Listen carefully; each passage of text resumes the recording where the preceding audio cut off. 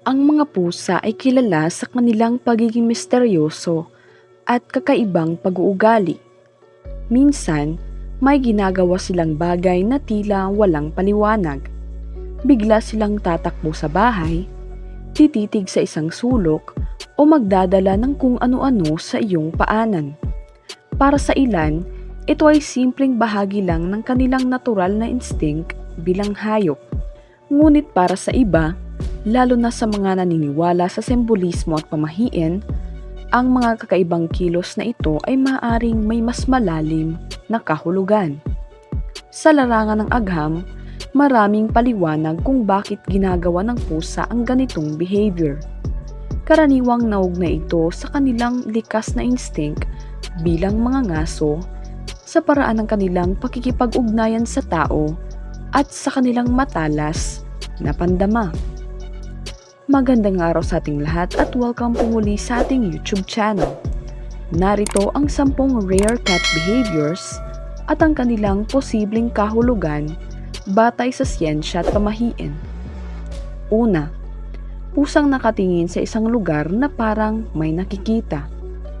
Kapag ang pusa ay nakatitig sa isang sulok o lugar na tila walang laman, maaaring ito ay dahil sa kanilang napakatalas na pandama.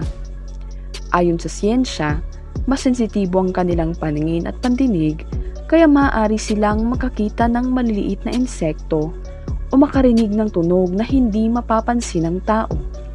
May paniniwala na ang mga pusa ay nakakaramdam o nakakakita ng mga espiritu o enerhiya na hindi nakikita ng mga tao. Pangalawa, pusang nagdadala ng pagkain o nahuling hayop sa amo. Ito ay madalas ginagawa ng pusa bilang bahagi ng kanilang likas na instinct bilang mga ngaso. Sa siyensya, ang pagdadala nila ng nahuli ay maaaring paraan ng pagbabahagi ng huli sa kanilang pamilya o amo. Sa pamahiin, sinasabing ito ay tanda ng swerte o biyaya dahil tila may dala silang kasaganaan sa bahay. Pangatlo, pusang biglang tumatakbo sa bahay ng walang dahilan. Ang biglang pagtakbo ng pusa ay karaniwang dulot ng naipong enerhiya. Dahil silang aktibong hayop, kailangan nilang ilabas ang kanilang lakas sa pamamagitan ng pagtakbo o paglalaro. Sa pamahiin, may nagsasabing kapag biglang nagzumis ang pusa sa gabi, maring may nararamdaman silang kakaibang presensya o pagbabago sa paligid. Pang-apat, pusang natutulog sa dibdib o mukha ng tao. Kapag pinipili ng pusa na matulog malapit sa iyong dibdib o mukha, kadalasan ay dahil sa init at sa tibok ng puso na nagbibigay sa kanila ng pakiramdam ng seguridad.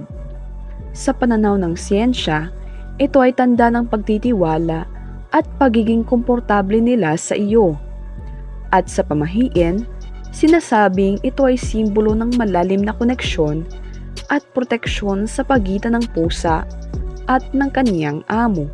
Panglima, pusang umiiyak habang may hawak na laruan sa bibig.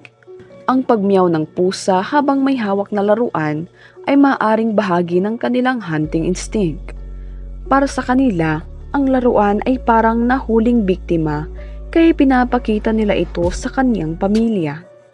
Sa pamahiin, may naniniwala na ito ay paraan ng pusa upang ipahayag ang kanilang damdamin o magbigay ng pansin sa amo. Pang-anim, pusang nagtatakip ng pagkain kahit wala namang lupa.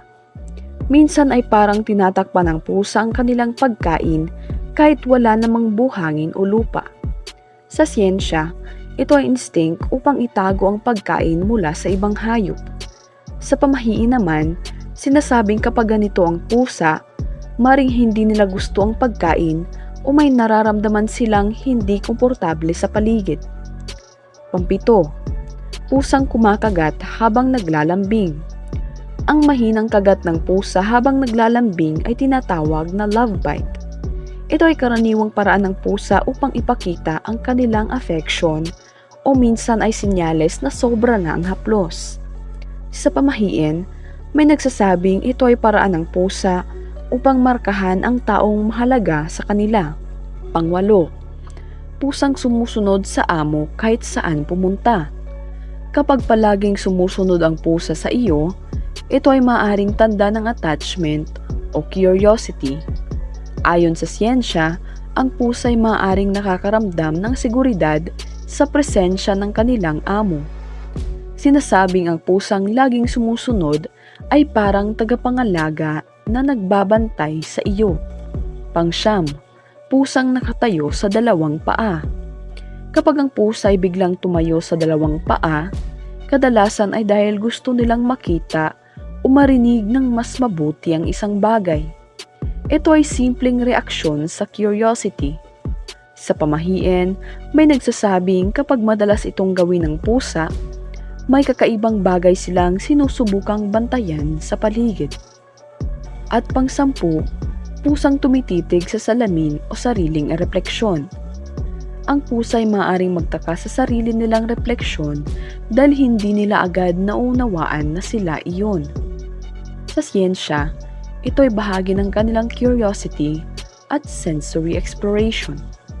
Sa pamahiin, may ilan na naniniwala ng pusa ay nakakakita ng enerhiya o espiritu sa mga salamin. Ang mga pusa ay hindi lamang simpleng alagang hayop. Sila rin ay mga nilalang na puno ng kakaibang ugali at misteryo. Marami sa kanilang ginagawa ay may malinaw na paliwanag sa siyensya. Mula sa kanilang instinct bilang mga ngaso hanggang sa kanilang paraan ng pakikipag-ugnayan sa tao. Ngunit sa kabilang banda, hindi rin natin maikakaila na sa maraming kultura at paniniwala, ang mga kilos ng pusa ay binibigyan ng simbolikong kahulugan. Sa huli, ang pinakamahalagang tandaan ay ang pag-unawa sa natural na ugali ng iyong pusa. Ang kanilang kakaibang behavior ay madalas na paraan lamang upang ipahayag ang kanilang damdamin, pangangailangan at koneksyon sa kanilang amo. At kung minsan, ang mga misteryosong kilos na ito ang siyang nagpapaganda at nagpapakulay sa espesyal na relasyon sa pagitan ng tao at pusa. Maraming salamat po sa inyong panonood at sana po ay meron tayong natutunan sa videong ito. Good luck and God bless po sa ating lahat.